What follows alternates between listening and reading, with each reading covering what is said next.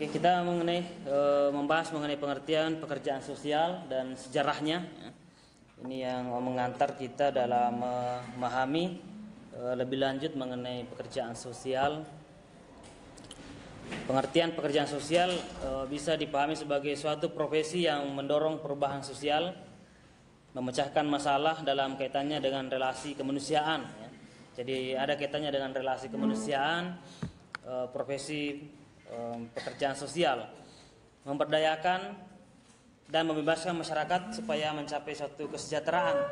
Sehingga misalnya dalam buku Miftahul Huda, judulnya Pekerjaan Sosial dan Kesejahteraan Sosial, ada keterkaitan antara kesejahteraan sosial dengan pekerjaan sosial itu sendiri.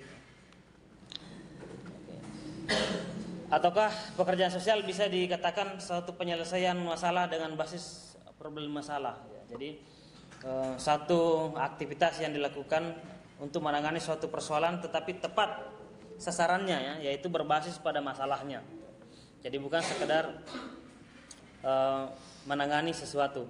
Nah, istilah pekerjaan sosial di Indonesia termasuk masih asing dan kurang populer, mengingat bahwa pekerjaan sosial ini bukanlah suatu istilah yang lahir di Indonesia, tetapi dari negeri barat.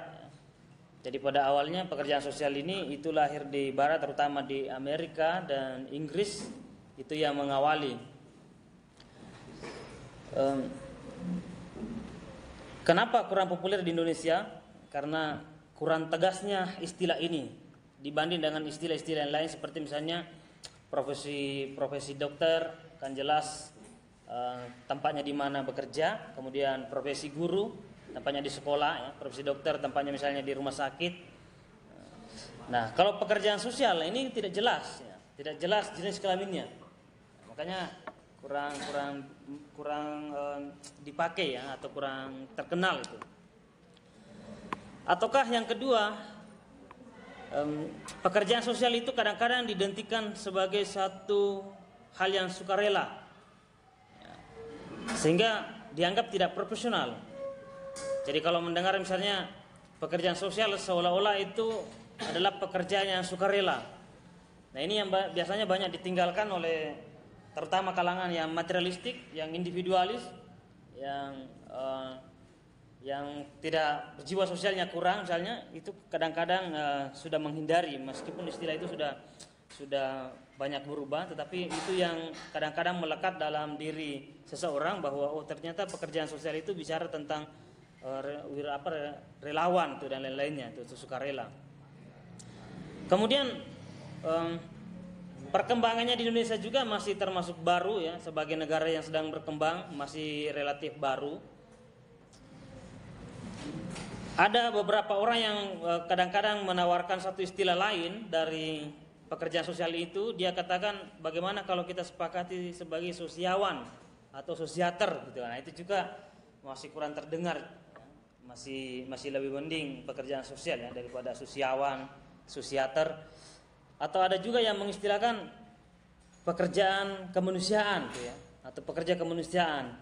Nah, beberapa istilah yang ditawarkan oleh tokoh-tokoh dari LSM misalnya itu nampaknya kurang mempengaruhi terhadap perkembangan pekerjaan sosial di Indonesia, terutama dari kepopulerannya. Nah, karena stigma pekerjaan sosial identik pekerjaan sukarela, sehingga muncul kesan tidak profesional. Nah, akibatnya profesi ini kurang dihargai, bahkan kurang diminati, gitu, ya. Nah, padahal pekerjaan sosial itu kalau di barat itu sangat bagus, ya, sangat maju sekali. Tapi di Indonesia mengalami hal yang berbeda. Karena yang tadi, ya, dia dikala populer dengan pekerjaan-pekerjaan lain yang memang spesifik penyebutannya. Pekerjaan sosial juga tergantikan perannya di negara berkembang seperti di Indonesia. Misalnya memasuki suatu adat tertentu atau masyarakat tertentu yang memiliki adat yang masih menjunjung tinggi nilai-nilai adat.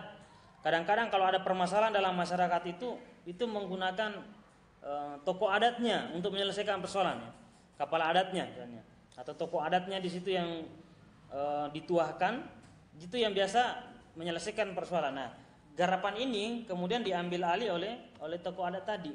Mestinya itu bisa digarap oleh pekerja sosial, tetapi itu juga sudah diambil alih ya. Di negara-negara sedang berkembang masih banyak yang menggunakan adat itu. Ataukah misalnya ingin membantu pasien di rumah sakit yang mengalami cacat fisik misalnya karena kecelakaan kah, ataukah karena ingin diamputasi. Nah, mestinya biasanya pekerja sosial juga yang bertugas di wilayah memberikan motivasi dorongan kepada pasien-pasien seperti itu kadang-kadang diambil alih oleh ustadz ya, atau orang di dalam urusan keagamaan tuh, untuk memberikan sugesti kan, memberikan memberikan semangat supaya tenang dan menerima gitu, menerima dengan tabah apa yang dihadapi. Nah, hal-hal ini juga yang menyebabkan beberapa lahan garap dari pekerja sosial diambil alih. Tetapi tentu masih banyak yang lainnya. Kita masuk dulu ke sejarah perkembangan pekerjaan sosial, minimal ada tiga tahap ya. Sejarah perkembangan pekerjaan sosial itu yang pertama pada masa sebelum abad 19. Jadi yang pertama di abad sebelum abad 19, yang kedua abad pertengahan, yang ketiga abad modern atau abad yang masa kini gitu ya. Nah, sebelum abad 19 itu memang awalnya berkembang di barat, terutama di Amerika dan Inggris ya, pekerjaan sosial ini, tetapi belum terorganisir, masih bersifat individu dan sukarela. Jadi cikal bakal atau akar dari pekerjaan sosial ini sebenarnya sudah ada sejak dulu ya, bahkan jauh sebelumnya. Para agamawan atau setiap agama pasti juga menganjurkan hal-hal yang bersifat sosial, tetapi waktu itu belum terorganisir, belum ada lembaganya ya. Meskipun kepedulian terhadap sesama manusia, sesama umat, sesama manusia secara umum juga sudah diajarkan oleh setiap agama-agama atau kepercayaan-kepercayaan tertentu, tetapi belum terorganisir dan sifatnya individual. Nah, nanti di Amerika juga begitu, pada awalnya masih individual ya. Nah, di masyarakat di Inggris misalnya, ketika ada masyarakat yang miskin, maka itu dianggap sebagai kemalasan ya. Jadi di barat dulu itu pada awalnya masyarakat yang terbelakang atau masyarakat yang mengalami permasalahan sosial itu dianggap masyarakat memang individunya yang bermasalah. Dia malaskah atau dia tidak mau bekerja atau tidak mau meningkatkan skillnya, itu pada awalnya berkembang seperti itu ya, sebelum abad 19. Maka Inggris menerapkan bantuan dengan dua macam klasifikasi orang miskin yang bisa mendapat bantuan dan orang miskin yang tidak bisa mendapat bantuan. Yang bisa mendapat bantuan orang miskin misalnya yang cacat, yang kena penyakit mental, kemudian karena cedera ya tidak bisa berbuat apa-apa, maka itu layak untuk diberi bantuan. Yang kedua, itu tidak layak, seperti misalnya tidak ada cacatnya, tidak sakit juga, tetapi memang karena malas ya, akhirnya mengalami kemiskinan. Nah, dia stigmanya begitu, stigmanya dari kekuasaan bahwa setiap yang terbelakang, setiap yang miskin itu pasti karena kemalasan. Maka dia sudah miskin, dia juga dituduh sebagai korban ya. Dia juga dituduh sebagai penyebab permasalahannya sendiri. Itu kan pada pandangan awalnya ya, pada pandangan awalnya. Nanti berubah di zaman modern ketika orang-orang sudah mulai kritis. Nah, yang kedua pada masa pertengahan. Nah, di sini sudah mulai dibentuk komunitas, ada organisasi sosial untuk membantu yang miskin. Tetapi belum begitu dirancang secara maksimal, lembaganya belum terstruktur, tapi hanyalah kumpulan orang-orang yang punya kekuatan ekonomi misalnya, atau punya kekuatan ekonomi, kemudian dia memiliki jiwa sosial, dia bekerja sama dengan pemilik ekonomi yang lain, dia patungan untuk membantu orang-orang yang mengalami permasalahan, terutama permasalahan ekonomi di Amerika dan Inggris waktu itu. Jadi kumpulan beberapa orang-orang kaya, orang-orang yang punya uang dan punya keinginan untuk membantu sesama manusia, itu mulai terbentuk itu abad disebut sebagai era pertengahan, yaitu abad ke-19, tepatnya di tahun 1877 ya, atau 1877, itu sudah masuk pada abad 19. Misalnya dia mencoba membantu berdirinya lembaga sosial yang didirikan untuk membantu pengangguran, orang-orang miskin, orang-orang terlantar ya, yang tidak dipedulikan misalnya oleh negara, itu mereka bantu, atau lansia, atau yang mengalami cacat mental ya. Cacat mental, kemudian orang yang pengangguran, kemudian lansia, itu kemudian diperhatikan oleh beberapa kelompok ya memang sudah bergabung. Tetapi program belum terorganisir, kadang-kadang tumpang tindih ya, belum merata. Kadang-kadang ada yang di sini dilayani, di sana tidak, itu belum terorganisir. Itu pada abad pertengahan atau masa pertengahan ya, tahun 1877 atau abad 19. Nah, kemudian yang ketiga, ada periode yang ketiga disebut sebagai periode modern, yaitu 1884 sampai sekarang 2024 ya. Itu yang disebut sebagai sejarah pekerjaan sosial masa modern. Nah, di Amerika sebelum modern itu Tuhan dianggap tujuan dan penyebab segala peristiwa, kemudian berubah menjadi sekuler rasional empiris. Jadi Barat itu disebut sebagai sekuler, yang biasa orang agak-agak negatif melihat Barat karena mencoba memisahkan antara agama dengan dunia, disebut sebagai sekuler ya. Itu pada awalnya orang-orang yang terbelakang di Amerika atau Inggris, orang-orang yang miskin mengalami penderitaan ataukah terbelakang secara ekonomi, kekuasaan juga tidak dia miliki. Pada awalnya itu karena kepercayaan mereka, misalnya itu karena Tuhan yang menyebabkan itu. Ini pada periode masa modern di Amerika. Mengapa? Karena ada sejarah yang sungguh kelam pihak agamawan di waktu itu yang memang selingkuh dengan kekuasaan. Jadi kekuasaan semena-mena menindas rakyat, itu terutama di Barat ya, pada abad-abad 19. Misalnya dipekerjakan secara paksa masyarakat Amerika, Inggris, tetapi dia tidak mendapat hak-haknya, sehingga tetap bekerja bagaimanapun ya, karena dia dimiskinkan secara struktural.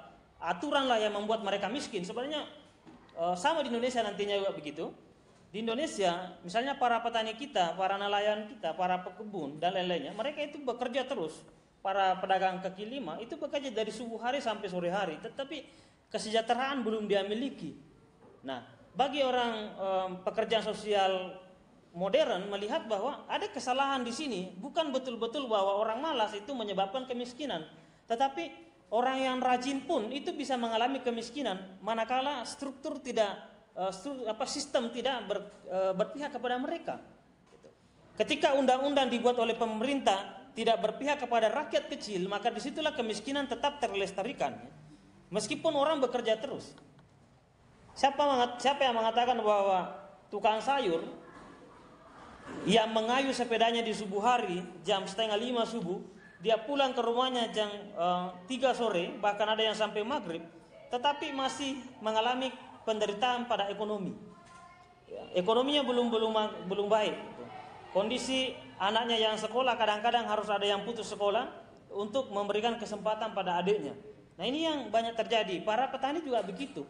Nah, ini mulai dipertanyakan secara kritis oleh pekerja sosial yang sifat modern, bahwa yang selama ini orang miskin, orang terbelakang, orang pengangguran itu selalu disalahkan sebagai korban kurangnya skill dan kemalasan. Tetapi ternyata tidak seperti itu selamanya, karena bagi orang kritis, kebijakan kekuasaan, undang-undang yang dibuat yang berpihak kepada oligarki, berpihak pada konglomerat atau kaum kapitalis, maka itu menyebabkan tenaga semua orang masyarakat itu akan diambil alih hasilnya kepada orang-orang yang berkuasa. Nah, di Amerika punya sejarah kelam, atau di Barat terutama punya sejarah kelam terhadap perselingkuhan pihak agamawan gereja dengan kekuasaan. kekuasaan meminta kaum gereja membuat tafsir terhadap kitabnya untuk mendukung kekuasaan. Ketika kekuasaan semena-mena menindas rakyat, apapun yang terjadi pada rakyat, maka pihak agamawan dipanggil untuk menenteramkan mereka supaya tidak ada perlawanan. Bahwa semuanya ini adalah takdir Tuhan. Kemiskinan, kemelaratan, semua kesengsaraan yang Anda miliki itu adalah takdir Tuhan. Dan ketika Anda sengsara di dunia, bersabarlah, nanti di akhirat ada pahalanya. Nah ini, saya pikir kalau Islam juga diajarkan seperti ini ya, itu juga berbahaya gitu. Artinya begini, mestinya misalnya begini, Presiden Indonesia membuat undang-undang yang hanya menguntungkan pihak oligarki, yang hanya menguntungkan kekuasaan yang punya uang, dan masyarakat itu diperas, dipekerja secara paksa, dipajak dengan berbagai macam pajak, dengan pajak yang tinggi, yang tidak berkeadilan. Maka di sini terjadi penghisapan. Inilah kelas-kelas sosial yang terhisap. Nah, tetapi supaya masyarakat ini diam, sabar, maka didatangkan ustadz, dibayar oleh kekuasaan. Saudaraku, innallaha ma'as sabirin. Sesungguhnya orang yang bersabar maka bersama dengan Tuhan, pasti ganjarannya surga. Nah, bagi kaum pekerja sosial kritis yang modern, ada kesalahan dalam menafsirkan ayat-ayat Tuhan tadi, bahwa sabar itu artinya pasrah menerima keadaan. Mestinya dibalik, sabar itu adalah berusaha dan berpihak pada kebenaran, itu namanya sabar. Sabar bukan berarti menerima keadaan, tetapi memperjuangkan kebenaran. Itulah disebut sebagai sabar. Nah, ini kan beda sekali. Nah, pihak gerejawan waktu itu memang sudah berlarut-larut meresahkan orang yang beragama, maka jangan heran ketika sekuler, pemisahan agama dengan kehidupan itu terjadi di barat. Saya tidak sepenuhnya menyalahkan itu, karena memang dia mengalami fase keberagamaan yang cukup berbeda di tempat-tempat lain. Seperti misalnya di Indonesia cukup berbeda dengan mereka itu.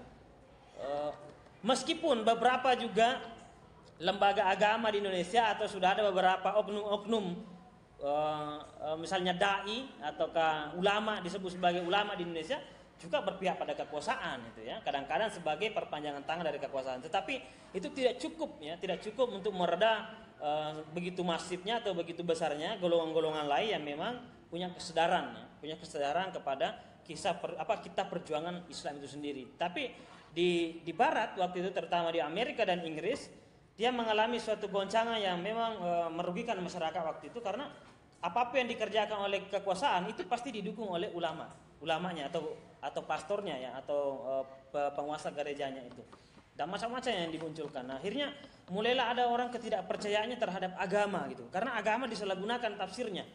Nah, Islam Indonesia juga suatu waktu akan mengalami fase yang sama dengan barat, ketika pihak agamawannya itu selalu mengikut pada kekuasaan yang menindas rakyat, kecuali kekuasaan yang baik pada rakyat ya, yang mensejahterakan rakyat, nah itu tidak apa-apa. Tetapi ketika ulamanya itu sudah bersama dengan kekuasaan yang jelas-jelas meresahkan rakyat dan menindas rakyat, maka lama-kelamaan agama itu, generasi tidak akan percaya dengan maksimal itu, atau kurang yakin pada agama itu, karena agama tidak membebaskan mereka dari kemelaratan itu. Mestinya kan agama membebaskan mereka. Nah, inilah penyebab mengapa terjadi sekularisme di barat. Muncullah liberalisme di Indonesia, muncullah misalnya ya paham-paham seperti itu ya. Itu kan dibawa misalnya dari barat. Tapi itu pada awalnya itu perubahan sosial ya di masyarakat Amerika dan Inggris. Nah, disinilah kesadaran tentang adanya sistem yang tidak berpihak kepada rakyat. Anggaplah misalnya undang-undang Omnibus Law yang sudah ditentang begitu banyak aktivis ya, aktivis berbagai macam aktivis yang selama ini kita lihat, kita saksikan itu. Tetapi kan undang-undang itu tetap berjalan. Nah, pertanyaannya, benarkah undang-undang itu untuk kemaslahatan masyarakat atau justru membuat masyarakat menjadi korban itu?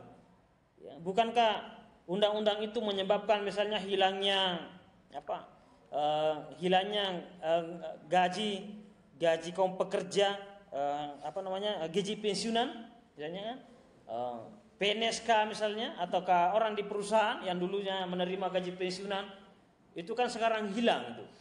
Nah, Apakah karena hilangnya itu justru undang-undang ini berpihak kepada rakyat atau berpihak pada perusahaan, berpihak pada konglomerat? Nah itu kan, itu kan jadi persoalan ya. Misalnya dulu ketika orang diberi pesangon, ketika keluar dari pekerjaan, ya, ketika selesai jabatannya di situ, tugasnya di situ, pensiun, itu kan dulu dikasih banyak uang pensiunan. Sekarang itu kan dihilangkan. Artinya apa? Perusahaan yang untung. Ya, enak sekali perusahaan, cukup mempekerjakan orang, tapi urusan selesai nanti ya masa tuanya tidak ada jaminan.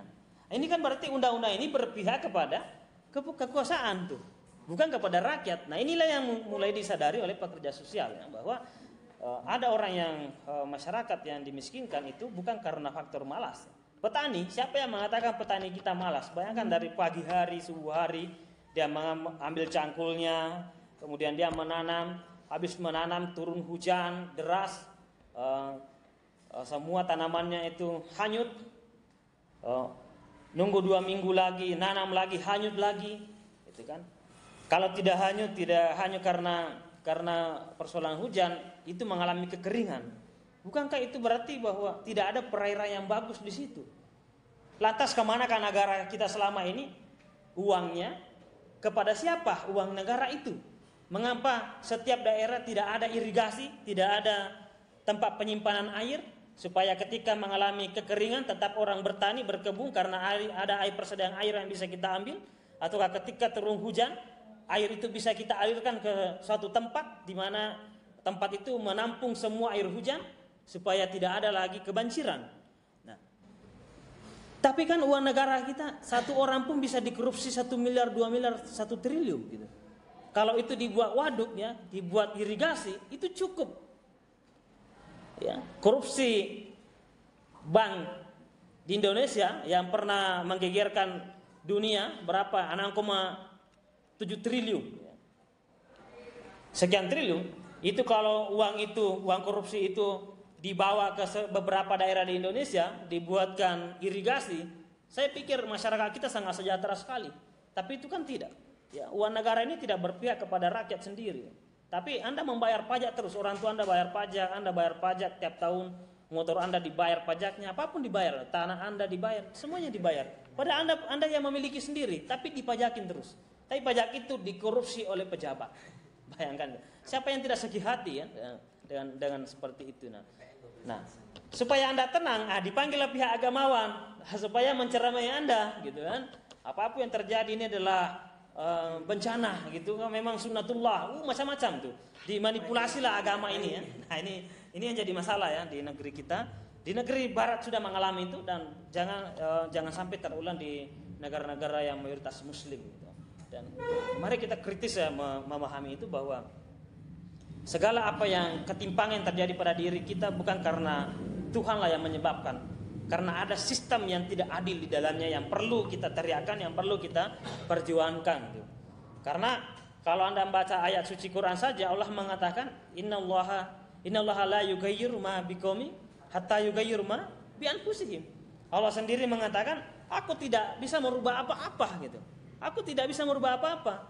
Sesungguhnya bahkan sangat tegas sekali, Allah tidak akan merubah nasib kalian, nasib suatu bangsa, nasib masyarakat, nasib suatu komunitas, ya, kecuali Dia yang merubahnya sendiri. Gitu. Artinya apa? Ada kesadaran sosial sendiri, kesadaran pribadi, kesadaran kritis yang mesti muncul dari orang yang beragama. Tidak boleh menerima keadaan begitu saja. Pasti ada permasalahan di dalamnya, ada ketimpangan. Ya. Ini yang mulai masuk kepada periode sejarah pekerjaan sosial modern ya. Modern sampai hari ini itu karena ada sifat kritisnya. Tapi kalau sifat kritisnya itu hilang, berarti dia telah kembali ke masa yang sebelumnya, di mana semua itu kehendak Tuhan gitu ya. Oke. Ya, berdoa itu perlu, tetapi ikhtiar itu kan penting gitu. Ya. Berdoa itu perlu. Ya harus saling melengkapi ya. Kan seperti itu juga dalam para sahabat ya. Rasulullah bersama Imam Ali ya. Waktu itu mengunjungi pasar dan Imam Ali hanya melepaskan untanya saja gitu kan. Nah, kata Nabi, Ali kenapa kau tidak mengikat untamu? Kata Imam Ali, ya Rasulullah, kita ini yang sangat taat kita ini adalah hamba yang sangat taat kepada Allah. Ya. Masa Allah tidak menjaga itu ya? Masa tidak menjaga hewan ternak kita ini yang ditumpangi ini, sementara kita sudah dekat sekali dengan Tuhan gitu. Maka Nabi mengatakan, wahai Ali, ikat dulu untamu, kalaupun hilang berarti kamu sudah ikhtiar, sudah berusaha gitu. Bayangkan Nabi dan para sahabat saja itu berusaha gitu. Dan berdoa, ya, sangat dekat dengan Tuhan, tetapi dia tak bekerja karena memahami betul bahwa urusan sosial itu berbeda dengan urusan keagamaan gitu. Ya. Urusan sosial itu harus digerakkan oleh sosial, harus digerakkan oleh manusia gitu. Kemiskinan di Indonesia ini jangan harap Tuhan datang tiba-tiba memberikan kemakmuran, tidak mungkin. Bersikir semua seluruh Indonesia ini pun itu tidak mungkin itu, karena ketimpangan ekonomi tidak boleh hanya dilengkapi oleh zikir itu. Ya. Zikir ini persoalan urusan hati, kesejahteraan dalam hati ya. Tapi persoalan ekonomi, persoalan makan tidak makan, ada orang makan 2 hari 3 hari, kemudian datanglah orang, kamu bersabar, berzikir saja. Gimana berzikir sudah 3 hari melarat di pinggir jalan? Yang dibutuhkan kan dia uluran tangan.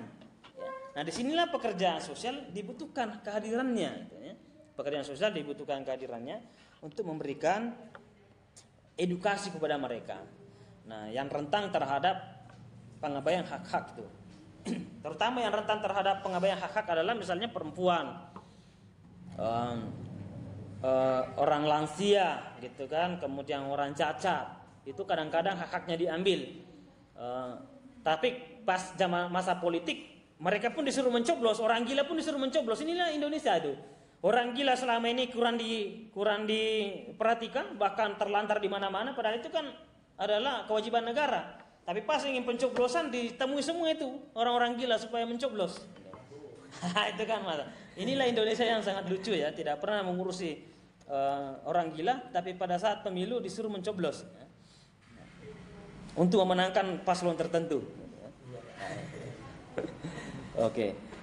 Nah, sejarah pekerjaan sosial ini muncullah sifat kritis.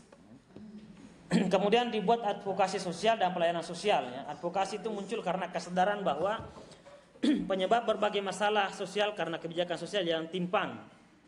Okay. Nah, ini kemudian tujuan pekerjaan sosial. Ya. Ini ada tujuan pekerjaan sosial. Yang pertama, meningkatkan kapasitas masyarakat untuk menyelesaikan masalah. Gitu.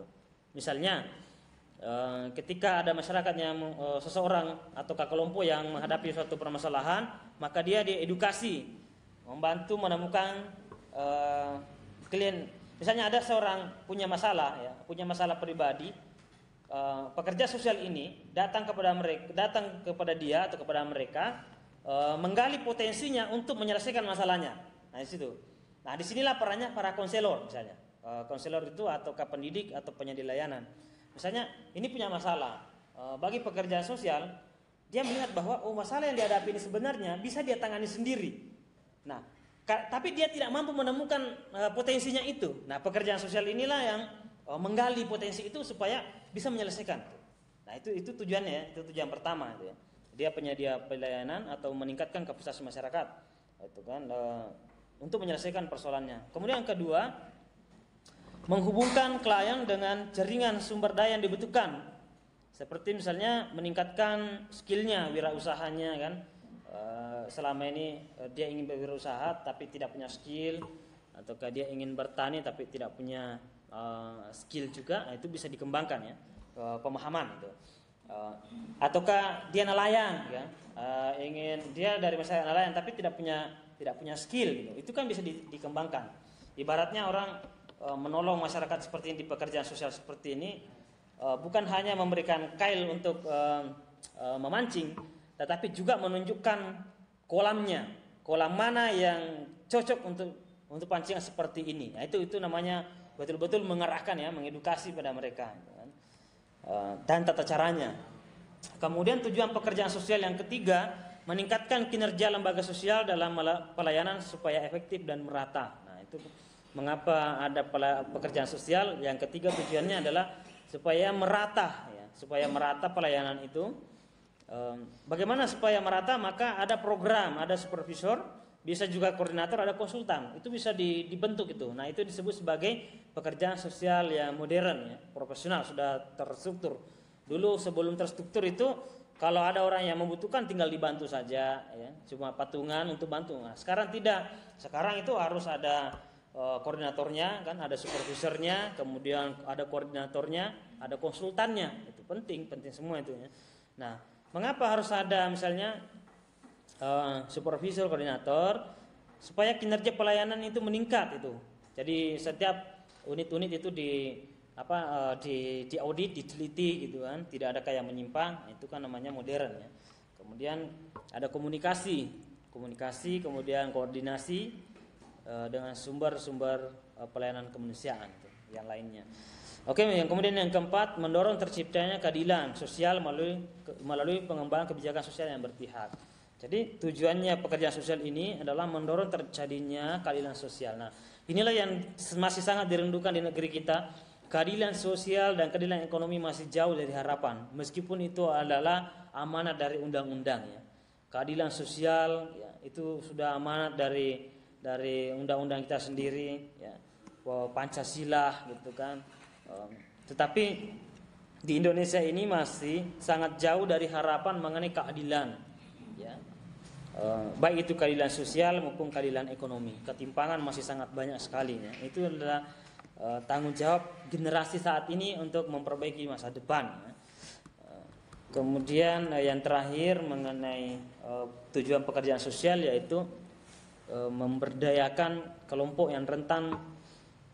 Yang dimaksud yang rentan adalah kelompok yang tadi, misalnya memberdayakan perempuan yang punya banyak skill sebenarnya, tetapi kadang-kadang dia termasuk korban dari aturan.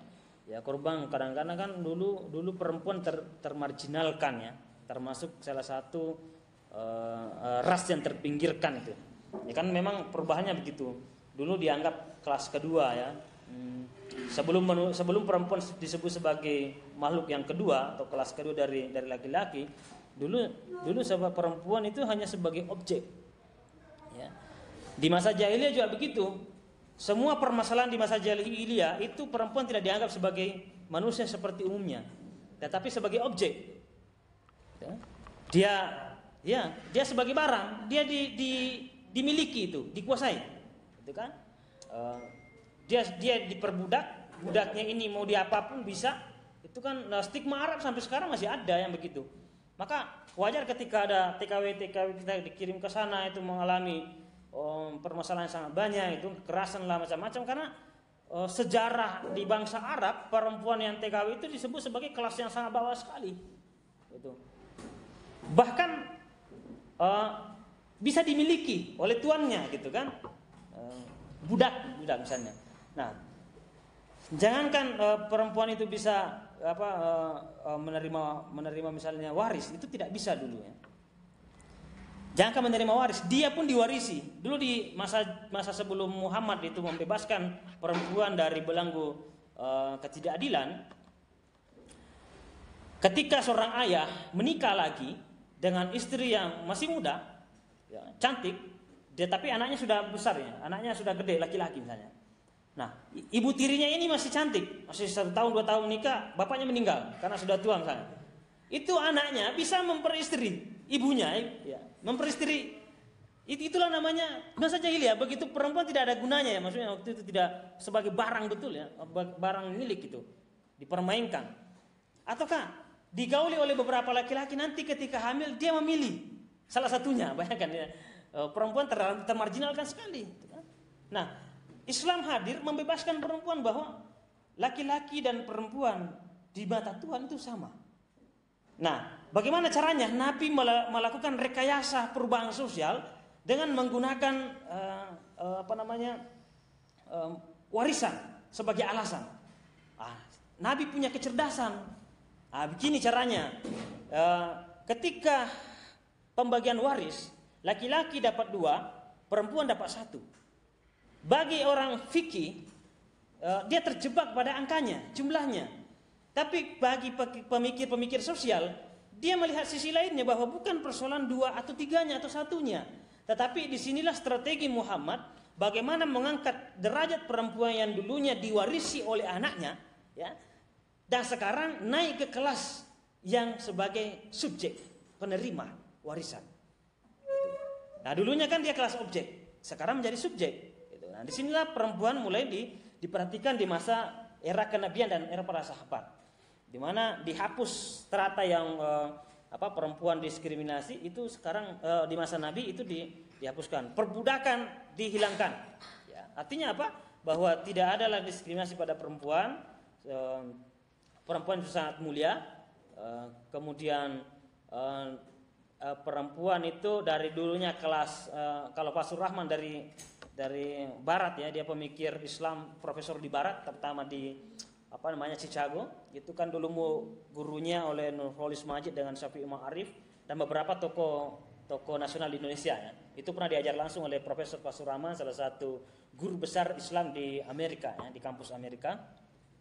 Dia melakukan penelitian bagaimana sih kondisi perempuan di masa jahiliyah. Maka kesimpulan dari peneliti Barat dan peneliti Islam, dia mengatakan perempuan waktu itu minus 0 angkanya, ya, karena dia sebagai objek. Tapi ketika Muhammad itu merekayasa perubahan, dia mengangkatnya itu perempuan menerima 1, laki-laki 2, bukan karena angkanya, tapi perempuan itu diangkat sebagai subjek yang dulunya objek, kemudian diangkat 2 digit dari minus 0, ya, kemudian 0 menjadi 1.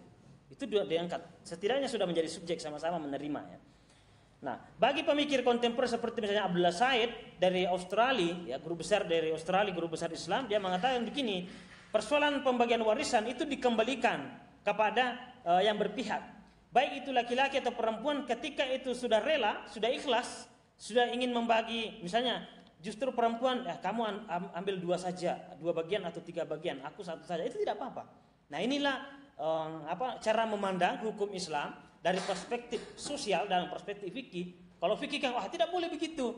Nah, tapi kan misalnya ini sudah kaya laki-laki, kok ini perempuan misalnya adiknya belum begitu berpunya, masa yang sudah kaya dapat 2 kali lipat, adiknya 1, kan tidak adil.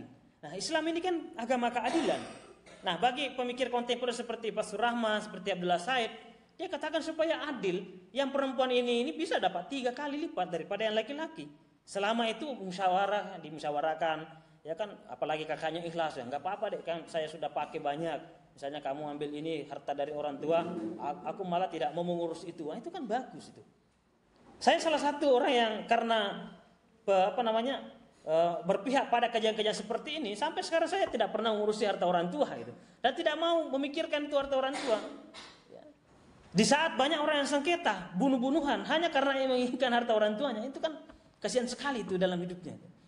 Ya, orang tua yang bekerja keras, mengapa kita tidak bekerja keras juga? Itu kan ada atau tidak, besok mau dikasihkan atau tidak ada, itu tidak ada urusannya. Jangan bergantung kepada itu. Nah, inilah yang saya maksud bahwa perubahan Rasulullah terhadap pekerjaan sosial, ya, itu sudah ada titik awalnya, ya. Bagaimana Barat juga nanti itu mengikuti, tapi sudah terstruktur. Di masa Nabi kan belum terstruktur, ya. Tapi pijakannya sudah ada.